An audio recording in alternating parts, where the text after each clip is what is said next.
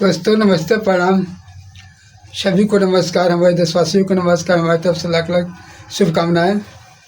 और हम वीडियो बनाते हैं वो टॉपिक पर, ताकि फेसबुक पर, यूट्यूब पर और इंस्टाग्राम पर मैंने वीडियो तो बहुत देखा जाता है, बाकी बहुत लोग वायरल होकर चक्कर में कई प्रकार का वीडियो बनाता। जैसे कि बहुत बहुत गंदा लोग वीडियो बनाता, गाड़ी दे दे के वायरल होता, आगे बढ़ता। हमने गाड़ी देते नहीं जान कहाँ से कि हमने सादा सीधी वीडियो बना के बा, ताकि आगे भी लोग बात देखे वाला तो इना देखे तो पाछू गाड़ी दे। गाड़ी सुने वाला काम ना कोई नहीं। वीडियो चली या ना चली, वायरल हो या चाहे ना हो, आगे बढ़ी चाहे ना बढ़ी, मगर वीडियो अपन उसने बनावल ताकि वीडियो सही से चले। केहू गाड़ी मनती, केहू दुख बात न बोले, पहले देखे स्किप पर ऊपर चल जा, वो वीडियो ना देखे मंजूर बा। लेकिन गाड़ी सुने वाला हमने वीडियो ना बनावल ताकि देखे कि तो वीडियो में दूगो गाड़ी दे तो वो अच्छा ना लगे।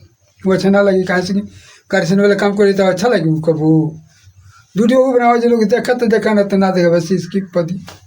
अपना मैंने दिमाग से तो बहुत अच्छा वीडियो बना देता, ताकि जो देखे वो समझ है, ना समझी बस खत्म बाजार बा।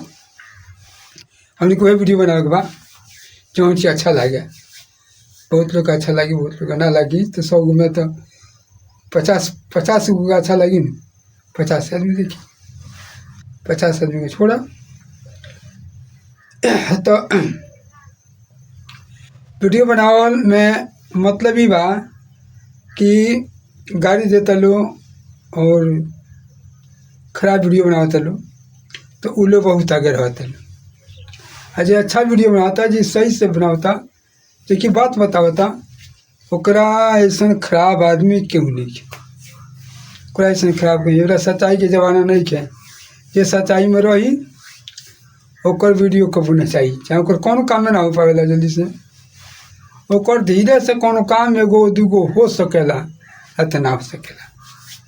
आ जौन चालू चल इधर बा गाड़ी से मार से लफड़ा फफड़ा करता, वो काम आगे आगे रही। कहाँ से ओकरा से तनी डराई जाई लो। आज सही सलामत बोलता ओकरा से कोई ले का करिए मिठावा खोकरी बड़ा। तो हमने के कह के ये मतलब बा अकेले सुनो वीडियो नहीं बना जा के अकेले हवा के दे धो लियो। वीडियो हमने को चाहिए कि ताकि वीडियो चले, लोग देखे तो कहे हाँ ठीक बा, करो अच्छा लगे।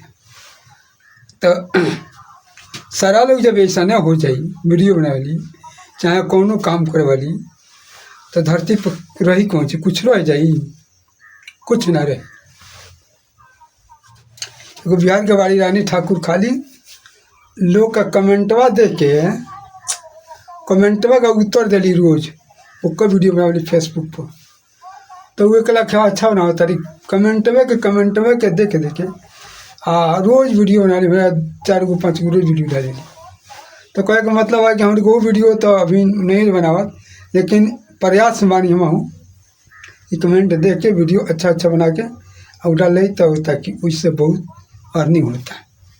कैसे कि उनका डिस्क्रिप्शन में जाकर हम देखनी है, बहुत अच्छा वीडियो चलता, बहुत लाइक सब्सक्राइब कमेंट बहुत होता है। तो वह वीडियो हम चाहते बनाई फेसबुक आईडी पर। तो दोस्तों